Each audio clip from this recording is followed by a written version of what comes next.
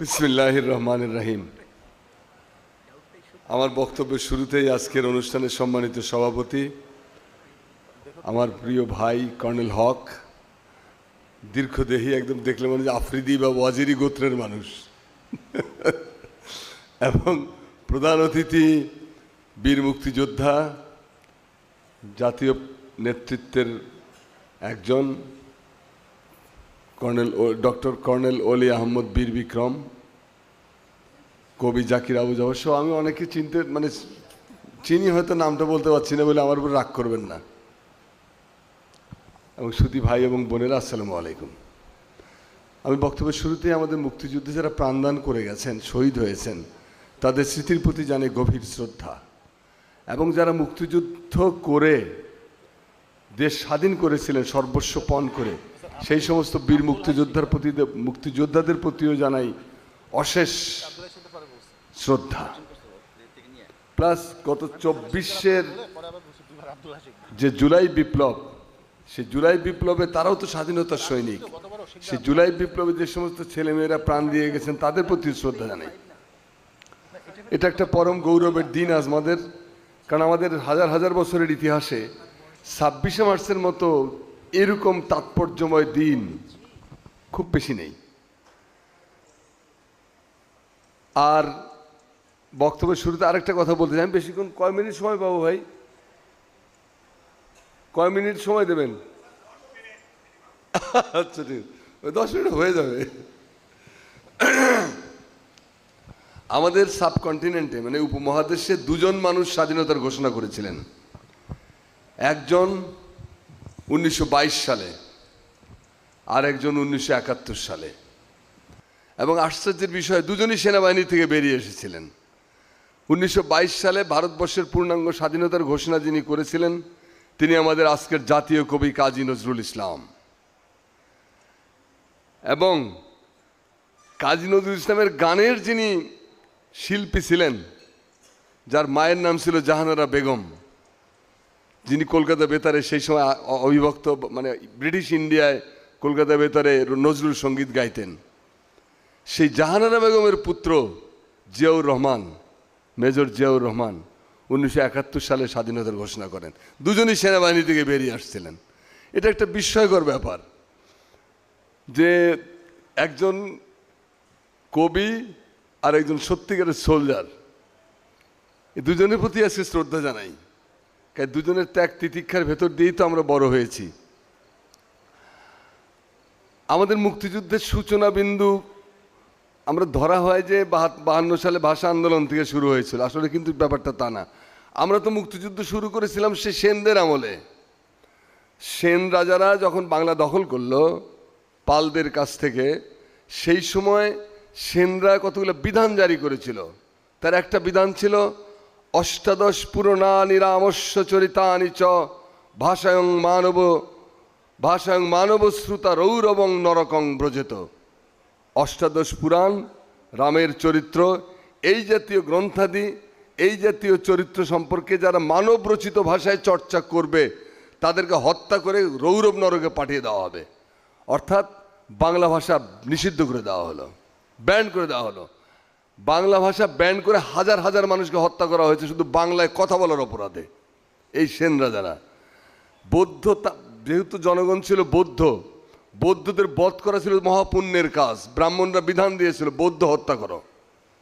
বৌদ্ধদের হত্যা করতে গিয়ে পাহাড়পুর বৌদ্ধ বিহার, এত পৃথিবীর বৃহত্তম বৌদ্ধ বিহার, এটাকে গুড়িয়ে দিয়েছিল সেনরা।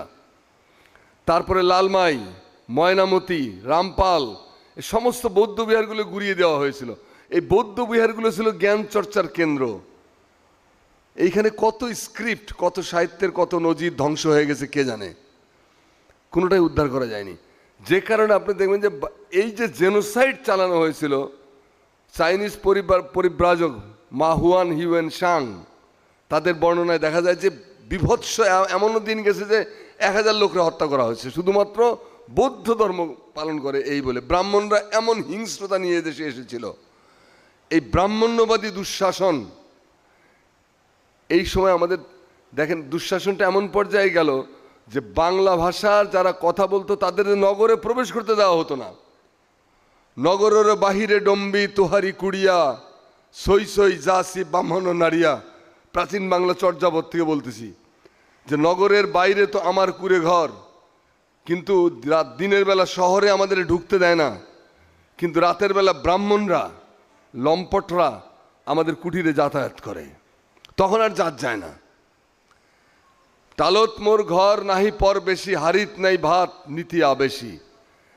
মানুষের বাসস্থান ছিল পাহাড়ের ঢালে ঢুলে, এখানে ওখানে থাকতো, তাদের মুখের খাবারটা বন্ধু কেড়ে নেওয়া হয়েছিল। মানবাধিকার, নাগরিক অধিকার, সম্পদের অধিকার, সম্মানের অধিকার, এই চারটা জিনিস হরণ করেছিল সেন রাজারা এই এদেশের মানুষের। এই বর্বরতা এতটাই পর্যায়ে পৌঁছেছিল যে বাংলা সাহিত্যের আদি নিদর্শনের চর্যাপদের একটি অক্ষরও বাংলাদেশে খুঁজে পাওয়া যায়নি। এগুলো 1907 সালে 1916 সালে নেপাল তিব্বতের জঙ্গল থেকে কালেকশন করে আনা হয়েছিল। মাত্র 47টা গান, তাও বৌদ্ধ তান্ত্রিকদের সাধনার গান। এই বাংলাদেশের স্বাধীনতার সংগ্রাম ওখান থেকে শুরু। সেই স্বাধীনতার সংগ্রাম শুরু করে বখতিয়ার খিলজি মানবতার মুক্তি দূত হিসেবে আবির্ভূত হয়েছিলেন। বখতিয়ার খিলজির বাংলা বিজয় সম্পর্কে দীনেশচন্দ্র সেন, আচার্য দীনেশচন্দ্র সেন বলেছেন যে মুসলমানরা যদি বাংলা বিজয় না করত তাহলে ভাষা হিসেবে বাংলা পৃথিবীর মানচিত্র থেকে চিরকালের জন্য বিলুপ্ত হয়ে যেত। ডক্টর মোহাম্মদ এনামুল হক, বিখ্যাত মনীষী আমাদের, তিনি বলেছেন যে মুসলমানদের বাংলা বিজয় বাংলা ভাষা ও সাহিত্যকে সৌভাগ্যের সিংহ দুয়ার খুলে দিয়েছিল। তাহলে এই যে বাংলাদেশ মুক্ত হলো বখতিয়ার খিলজির মাধ্যমে, আপনি দেখেন পৃথিবীর দুটো ভিক্টোরি, এক ফোঁটা রক্ত ঝরে নেই। একটা হলো আমাদের রসুলের নেতৃত্বে মক্কা বিজয়, কোনো রক্ত নাই। আর একটা হলো বঙ্গ বিজয়, এক ফোঁটা রক্ত ঝরে নাই, কেউ বাধাই দেয়নি। কারণ মানুষ এত অতিষ্ঠ ছিল সেন রাজাদের নির্যাতনে। যদিও সেনরা সংস্কৃত চর্চা করতো, তারা দেব ভাষা নিয়ে কাজ করতো, জয়দেবের মতো কবিও তাদের দরবারে ছিল, কিন্তু বাংলা ভাষার প্রতি তারা ছিল ভয়াবহ, এবং এদেশের মানুষের প্রতি ভয়াবহ বিরূপ। তো 17 জন লোক নিয়ে বখতিয়ার খিলজি বাংলার রাজধানীতে এসে পৌঁছলেন। লক্ষণ সেন 81 প্রকারের ব্যঞ্জন দিয়ে দ্বীপ্রাহরিক ভোজন সারতেছিলেন। শতাধিক রানী পরিবেষ্টিত, অর্ধনগ্ন, মানে নিম্নাঙ্গে শুধু কাপড় পরানো ছিল, ঊর্ধ্বাঙ্গ ছিল অনাবৃত। সেই সময় প্রাচীর দুয়ারে শুনি কলরোল, বলে কি হয়েছে ওখানে? বলছে তারা এসে গেছে। লক্ষণ সেন এক ঝম্পে ওই অবস্থায় নগ্ন পায়ে প্রাসাদের পেছনের দরজা দিয়ে যেভাবে হাসিনা পালিয়েছে ওরকম ভাগছে। ডিএল রায়, বিখ্যাত গীতিকার এবং কবি এবং নাট্যকার ডিএল রায়, তিনি বলেছেন যে 17 তরুণ তুর্কি জবে পৌঁছিল এসে বঙ্গেতে, লক্ষণ সেন তো দিলেন ঝম্প কচু খেতে এক লম্ফেতে। আহা সে অপূর্ব পলায়ন কাহিনী, আহা সে অপূর্ব পলায়ন কাহিনী, কেন যে আমরা যোগ্য ছন্দে আজও ভালো করে গাহিনী। পৃথিবীর ইতিহাসে এরকম অসাধারণ পলায়ন দ্বিতীয়বার আমরা দেখলাম 5ই আগস্ট। কি অসাধারণ পলায়ন! না, এইসব পলায়ন ইতিহাসে লিখে রাখতে হবে আমাদের, কারণ এগুলো দ্বিতীয় নজির নাই পৃথিবীতে। তো যাই হোক, তো সেই স্বাধীনতা সংগ্রাম শুরু হলো। বাংলাকে রাষ্ট্রভাষা হিসেবে প্রথম স্বীকৃতি দিয়েছিলেন সুলতান শামসুদ্দিন ইলিয়াস শাহ 1342 সালে। এর আগ পর্যন্ত বাংলা ছিল ঝুপড়ি পাট্টি বস্তিবাসীর ভাষা, অন্তজন নিকৃষ্ট ইতর প্রজাতির, যাদেরকে অস্পৃশ্য বলতো ব্রাহ্মণরা, তাদের ভাষা। 1342 সালে ইখতিয়ার উদ্দিন বখতিয়ার খিলজির মাধ্যমে যে 1204 থেকে যে বাংলাদেশ আসলো, 1342 সালে শামসুদ্দিন ইলিয়াস শাহ বাংলাকে রাষ্ট্রভাষা হিসেবে স্বীকৃতি দান করলেন। তিনি বললেন যে আমরা এই দেশটা যাদের জন্য, এই দেশে যারা মানুষ, তাদের ভাষা যদি আমরা না শিখি, আমাদের ভাষা যদি তারা না শেখে, তাহলে এখানে একটা সুশাসন প্রতিষ্ঠিত হবে কেমনে?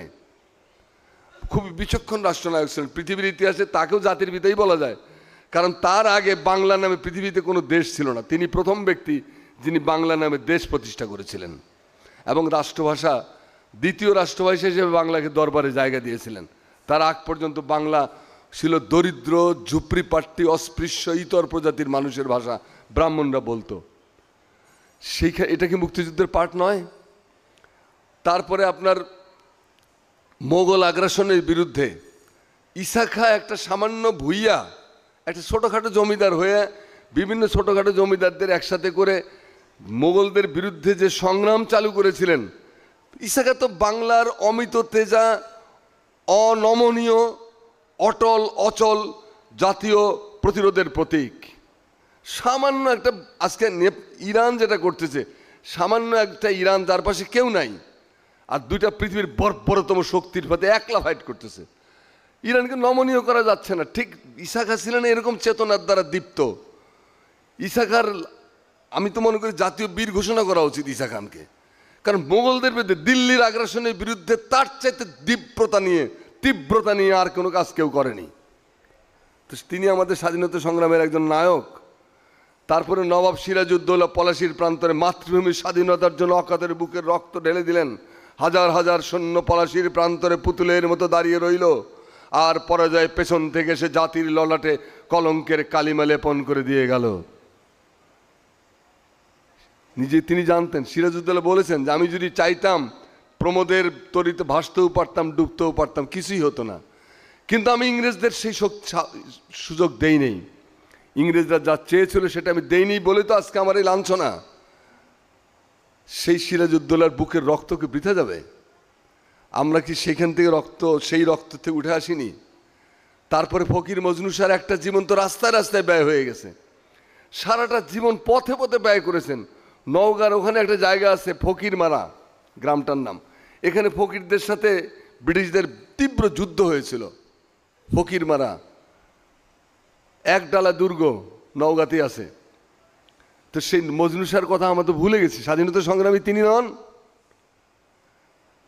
তিতুমির মাত্র 500-600 অনুসারী নিয়ে তিনি নারকেল বেরিয়ে গ্রামে একটা বাঁশ দিয়ে একটা কেল্লা বানালেন। এই কেল্লা দিয়ে ব্রিটিশদের মোকাবেলা করবেন। তিনি কি জানতেন না তার পরিণতি কি হতে পারে? তিনি জানতেন। কারবালার প্রান্তরে হোসেন সারা পৃথিবীর সর্বশ্রেষ্ঠ বিপ্লবী, হোসেন কি জানতেন না তার পরিণতি কি হতে পারে? 70 জন অনুসারী, তার মধ্যে 40 জন নারী, মাত্র 30 জন যোদ্ধা নিয়ে তিনি ইয়াজিদের বাহিনীর বিরুদ্ধে রুখে দাঁড়ালেন। কারণ কি? কারণ হলো ন্যায় প্রতিষ্ঠা, কারণ হলো নৈতিকতা, নীতি, সত্য প্রতিষ্ঠা। এই জন্য মৌলানা মোহাম্মদ আলী জহর বলেছেন যে কাতলে হোসেন আসলে মর্গে ইয়াজিদ হয়, ইসলাম জিন্দা হতা হয় হর কারবালা কে বাদ। যে হোসেনের মৃত্যু নয়, কারবালা তো হোসেন মরেনি, আসলে মারা গেছে ইয়াজিদ। আর ইসলাম এই কারবালার রক্ত থেকে বারবার উঠে আসে, নতুন রূপে ফিরে আসে। তিতুমির ছিলেন একেবারে ইমাম হোসেনের সঠিক ফলোয়ার। তিনি নিজেকে স্যাক্রিফাইস করে দিয়েছিলেন, দৃষ্টান্ত স্থাপন করতে চেয়েছিলেন জাতির সামনে যে রুখে দাঁড়াও, মোকাবেলার পথ ছাড়া আমাদের বাঁচার রাস্তা নাই। তোষামত করে কত দূর? হাজী শরীয়তুল্লাহ 3টা PhD ডিগ্রি নিয়ে তিনি আল আজহার বিশ্ববিদ্যালয়তে দেশে ফিরলেন। দেশে ফিরে তিনি কি করলেন?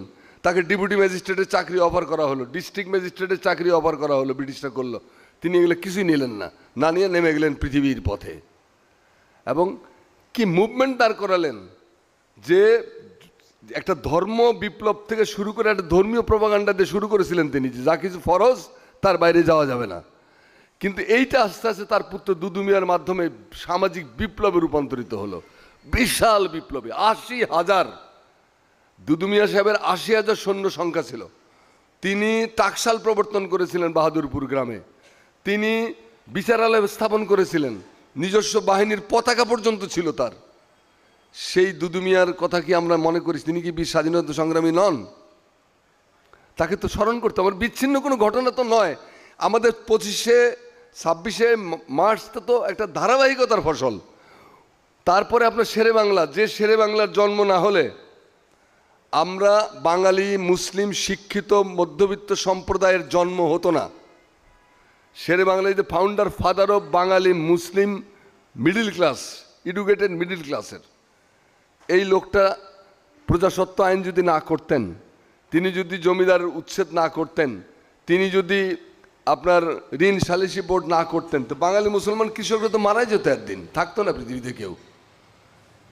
এই মানুষটা কি আমাদের স্বাধীনতা সংগ্রামের নায়ক নন? হোসেন শহীদ সরওয়ার্দী স্বাধীনতা সংগ্রামের নায়ক নন? গণতন্ত্রের জন্য তার যে ত্যাগ, তার যে সংগ্রাম। মুসলিম জননেতা মৌলানা আব্দুল হামিদ খান ভাসানী, 1000টা স্যালুট। কারণ তিনি সেই 56 সালে বলছিলেন আসসালামু আলাইকুম, যে পাকিস্তানিদের সাথে আমাদের থাকা চলবে না, লাকুম দিনুকুম ওয়ালিয়াদ দিন। 56 সালে বলে দিয়েছিলেন একটা মানুষ। তারপরে রাজনীতিকে জমিদার, নবাব, নাইটদের প্রাসাদ থেকে উদ্ধার করে জনগণের দরজা পর্যন্ত পৌঁছে দিয়েছিলেন এই মানুষটা। সাধারণ মানুষকে রাজনীতি সচেতন করার ক্ষেত্রে এদেশের সমাজতান্ত্রিক মুভমেন্টটা হলো না। যদি হতো তাহলে মৌলানা ভাসানী তো আমাদের সবার উপরে থাকতেন, জায়গায় সবার উপরে। তো সেই মৌলানা ভাসানী কি স্বাধীনতা সংগ্রামী নন? 69 গণ আন্দোলন না হলে শেখ মুজিব কোত্থেকে আসতো? 69 গণ আন্দোলনের নায়ক কে? মৌলানা আব্দুল হামিদ খান ভাসানী। কাকমারি সম্মেলন যেন আমাদের স্বাধীনতার মাইল ফলক, 69 গণ আন্দোলন আমাদের স্বাধীনতার মাইল ফলক। এই 69 গণ আন্দোলনের পরের দিন মাঠ ছেড়ে দিলেন শেখ মুজিবকে। বামপন্থীরা নকশালবাড়ির আন্দোলনের ঢেউয়ে রোমান্টিক বিপ্লব করব, অতএব তারা ওপেন সংগঠন বাদ দিয়ে সব মতিন ভাই, আলাউদ্দিন, দেবেন শিকদার, এরা তোহা, মোহাম্মদ তোহা সব আন্ডারগ্রাউন্ডে ঢুকে গেলেন। মৌলানা তাদেরকে বললেন যে দেখো, পাগলামি করো না, ইলেকশনে যাও, দেশ কিন্তু স্বাধীন হবে। মৌলানার কথা তারা শোনেন নাই, না শুনে আন্ডারগ্রাউন্ডে গেলেন, বিপ্লব করব, গ্রাম থেকে এসে শহর দখল করবে। মৌলানা শেখ মুজিবকে সমর্থন দিয়ে দিলেন, নিজে ইলেকশনে করলেন না। করলে তো 50টা সিট হলে মৌলানা ভাসানী পেতেন। 50টা সিটও তিনি নিতে চান যে শেখ মুজিব নিরঙ্কুশ সংখ্যাগরিষ্ঠতা পেয়ে যাক। এক্স্যাক্টলি তাই হলো। বিপুল সংখ্যাগরিষ্ঠতা নিয়ে শেখ মুজিব ক্ষমতায়, মানে বিজয় লাভ করলেন ইলেকশনে। কি হতো শেখ মুজিবের কাছে ক্ষমতা হস্তান্তর করলে? কিন্তু ওই যে পাকিস্তান, গণতন্ত্র, মানবাধিকার আর ন্যায়ের শাসন, এগুলো তো অনুপস্থিত। অতএব গায়ের জোর দিয়ে তারা সব কিছু দমন করতে চাইলেন। কিন্তু ক্রাইসিস পিরিয়ড যখন আসলো 25শে মার্চ, এখানে অলি ভাইয়ের সামনে দাঁড়ায় কথা বলতে ভয় লাগতেছে এখন, কারণ এখন এটা অলি ভাইয়ের সাবজেক্ট। 25শে মার্চের রাত্রে দুজন নেতা, একজন জনগণের ভোটে নির্বাচিত দেশের সবচেয়ে জনপ্রিয়তম নেতা শেখ মুজিবুর রহমান, আর একজন এক অখ্যাত মেজর জিয়াউর রহমান, দুজন দুই রকম ভূমিকা পালন করলেন। একজন সুটকেস গুছিয়ে বসে থাকলেন সারেন্ডার করার জন্য, আরেকজন ক্যান্টনমেন্টে স্ত্রী পুত্রকে অরক্ষিত অবস্থায় ফেলে রেখে যে বলেন উই রিভোল্ট। সেই আজকে সেই ইতিহাসের নায়ক আমাদের কর্নেল অলি ভাই এখানে উপস্থিত, যিনি পাশে দাঁড়ানো। এবং এখানে অলি ভাই বা খালেকুজ্জামান ভাইদের সবারই ভূমিকা ছিল। তো দেখেন চিত্রটা, একজন সুটকেস গুছিয়ে বসে আছে। এখন তাজউদ্দিনের ভূমিকায় আসি। তাজউদ্দিন বাসায় ফিরলেন, তার মেয়ে শারমিন আহমেদের বই আছে নেতা ও পিতা, তাজউদ্দিন আহমদ নেতা ও পিতা। এই বইটা দয়া করে পড়ে নিয়েন। এর মধ্যে আছে যে আব্বা রাত 10টার দিকে মন খারাপ করে বাসায় ফিরলেন, বললেন যে মুজিব ভাইকে তো রাজি করাতে পারলাম না। কি ঘটনা? বলে আমি এটা ড্রাফট করে নিয়ে গেছিলাম স্বাধীনতার ঘোষণাটা স্বাক্ষর দেওয়ার জন্য। তিনি বললেন এই সময় তো ফেতনা করে আমার বিরুদ্ধে রাষ্ট্রদ্রোহিতার মামলা করবে, আমি এগুলোতে স্বাক্ষর করতে, তুই যা। তারপরে বলে যে মুজিব ভাই আপনি, আমি টেপ রেকর্ডার নিয়ে আসছি, ইন্টারকন্টিনেন্টাল হোটেলে অনেক বিদেশি সাংবাদিকরা আছে, আপনি একটা ঘোষণা দিয়ে দেন, আমি ওখানে ওদের কাছে পৌঁছাই দিই। বলে এইসব ফেতনা টেতনার মধ্যে আমি যেতে পারবো না। ওই আমি 27 তারিখে হরতাল ডাকছি, ওটা পারলে পালন করিস, আর না পারলে নাকে তেল দিয়ে ঘুমাবে যা। তাজউদ্দিনের কাছে শেখ মুজিবুর রহমানের শেষ নির্দেশ ছিল বাসায় গিয়ে নাকে তেল দিয়ে ঘুমা। তাজউদ্দিন আহমদের কন্যা শারমিন আহমদের লেখা বই থেকে কোট আনকোট বলতেছি। আরেকজন তাজউদ্দিন আহমদ লিখছেন তারপরে যে আমি যখন কলাকুপা বান্দুরাতে ইন্ডিয়ার দিকে যাত্রা করলাম, তখন আমাকে একজন রেডিও এনে দিল যে একজন মেজর স্বাধীনতার ঘোষণা করছে। আমি স্বাধীনতার ঘোষণা, আমার সারা শরীর রোমাঞ্চিত হয়ে উঠল। তাজউদ্দিন আহমদ বললেন যে আমার সারা শরীরে বিদ্যুৎ স্ফুলিঙ্গ বয়ে গেল, আমাদের আর্মি নেমে গেছে, আর কোনো ভয় নাই। তিনি যেহেতু পরবর্তীকালে মুক্তিযুদ্ধের নেতৃত্ব দেবেন, তিনি বলেন যে আর কোনো ভয় নেই। এবং দেখেন তেলিয়াপাড়াতে সিদ্ধান্ত, স্বাধীনতা ঘোষণার পরে তেলিয়াপাড়াতে মিটিং হলো, সব তেলিয়াপাড়ার সব মেজর সাহেব যারা স্বাধীনতার সাথে যুক্ত ছিলেন পরবর্তীকালে বা ওই সময়, তারা সবাই একসাথে হলেন জেনারেল ওসমানীর নেতৃত্বে। সেইখান থেকে আলটিমেটাম দেওয়া হলো যে অবিলম্বে বেসরকারি গভর্নমেন্ট ফর্ম করেন, না করলে কিন্তু আমরা নিজেরাই আমরা গভর্নমেন্ট ফর্ম করে যুদ্ধ চালায় যাব। Army, that was army. সেদিন হুমকি দেওয়ার পরে তারপরে সেনা এরা মুজিবনগর তড়িঘড়ি করে তাজউদ্দিন সাহেব মুজিবনগর সরকার গঠন করলেন এবং 10 তারিখ এপ্রিলের 10 আর 17 এপ্রিল মুজিবনগর সরকার গঠিত হলো, ঘোষণাপত্র হয়ে গেল। দেখেন জিয়াউর রহমান কিন্তু নিজেকে দেশের প্রথম প্রেসিডেন্ট ঘোষণা করেছিলেন, এইটা কিন্তু কন্ডেম করে নাই তাজউদ্দিন বরং তার ঘোষণাকে মাথায় নিয়ে একটা বেসরকারি গভর্নমেন্ট ফর্ম করলেন। তাহলে তাজউদ্দিনের সামনে দুটো পথ ছিল, একটা ছিল তার নেতার নির্দেশ নাকে তেল দিয়ে ঘুমানো, আরেকটা ছিল জিয়াউর রহমানের পথ, স্বাধীনতার ঘোষণা করলাম। তাজউদ্দিন আহমদ কিন্তু জিয়াউর রহমানের পথকে বেছে নিয়েছিলেন। তাহলে বাংলাদেশের স্বাধীন বাংলাদেশের প্রথম প্রেসিডেন্ট জিয়াউর রহমান, অন্তপক্ষে 26শে মার্চ থেকে 17 এপ্রিল পর্যন্ত তিনি বাংলাদেশের প্রেসিডেন্ট ছিলেন। এটা তো মিথ্যা না, এটা তো ইতিহাস।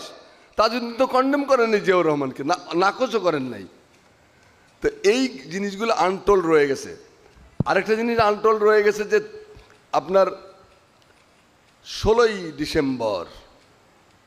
ডিসেম্বরে কর্নেল আমাদের জেনারেল সর্বাধিনায়ক জেনারেল ওসমানীকে উপস্থিত হতে দেওয়া হয়নি কেন?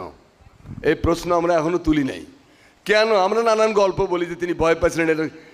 জাফরুল্লাহ চৌধুরীর বই, ডক্টর জাফরুল্লাহ চৌধুরী তার ব্যক্তিগত চিকিৎসক ছিলেন, হেলিকপ্টারে ছিলেন, তুরা থেকে উড়ে আসতেছিলেন, সেইখানে হেলিকপ্টারে সিলেটের এখানে গোলাগুলি করে হেলিকপ্টারের ফুয়েল ট্যাঙ্কি ফুটো করে দেওয়া হলো, ক্রাশ ল্যান্ডিং করে জেনারেল ওসমানী বেঁচে গেলেন। তার সঙ্গে সেই সময় শেখ মুজিবের ছেলে শেখ কামাল ছিলেন, তার সঙ্গে ছিলেন আমাদের ডক্টর জাফরুল্লাহ চৌধুরী। কেন জেনারেল ওসমানীকে মুক্তিযুদ্ধের আত্মসমর্পণ অনুষ্ঠানে উপস্থিত থাকতে দেওয়া হয় নাই? আরেকটা হলো যে ভারতকে কে বলছিল যে তুমি যুদ্ধে নেমে যাও? কেউ তো ভারতের পা ধরে নাই। জেনারেল ওসমানীর প্ল্যান ছিল, অলি ভাই বলতে পারবে, একটা লম্বা প্ল্যান ছিল যে আমরা জনযুদ্ধের রূপ দেবো পুরো বিষয়টা। সেটাকে তড়িঘড়ি করে ভারত গায়ে পড়ে আমাদের উপকার করার নাম করে ঢুকে গেল। তারা আমাদের খাবার দিছে, আশ্রয় দিছে, এগুলোর জন্য থ্যাঙ্কস জানাই। কিন্তু ডিসেম্বরের যুদ্ধে তাদের অংশ নেওয়ার জন্য একটা বাঙালি মানুষও, একটা বাংলাদেশি লোক অনুরোধ করে নাই, তড়িঘড়ি করে অংশগ্রহণ করে যুদ্ধটাকে নিজের কবজায় নিয়ে গেল। এবং জেনারেল ওসমানীকে উপস্থিতি দেওয়া হলো। ঢাকা ক্লাবের গেটে দেখি জেনারেল ওসমানী নাই, এমন একটা জিনিস যেখানে অরোরার কাছে সারেন্ডার করতেছে নিয়াজি, এই ছবি দিয়ে মোরাল বানায় ঝুলাই রাখছে। Is it symbol of our স্বাধীনতা যুদ্ধ? এটা তো আমাদের এক ধরনের পরাজয়ের চিত্র, যেখানে মুক্তিযুদ্ধকে অস্বীকার করা হয়েছে। পাকিস্তান বাহিনী আত্মসমর্পণ করেছে ভারতীয় বাহিনীর ইস্টার্ন কমান্ডের কাছে, ওইটা ঢাকা ক্লাবের গেটে দিয়ে ঝুলতেছে। বাহ, মানে হীনতা দীনতা জীর্ণ আমরা। আমার মুক্তিযুদ্ধের ঘোষণা আমার দীপ্ত, 7ই মার্চ নিয়ে চিল্লান, কোনো অসুবিধা নেই। যদিও 7ই মার্চ নিয়ে প্রশ্ন আছে অনেক, তবুও এটা তো একটা বিশাল ঘটনা, আমাদের এপিকের মতো, মহাকাব্যের মতো একটা ঘটনা। তো সেগুলোকে নিয়ে অ্যাড্রেস করতে হবে।